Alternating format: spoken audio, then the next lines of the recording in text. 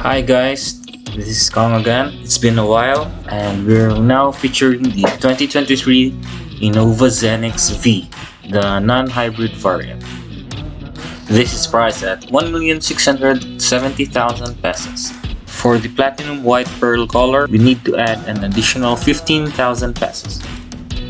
This is the key fob of our Zenix and it has smart entry. This is not a detailed review, but just a quick glimpse of the interior of Toyota Zenix.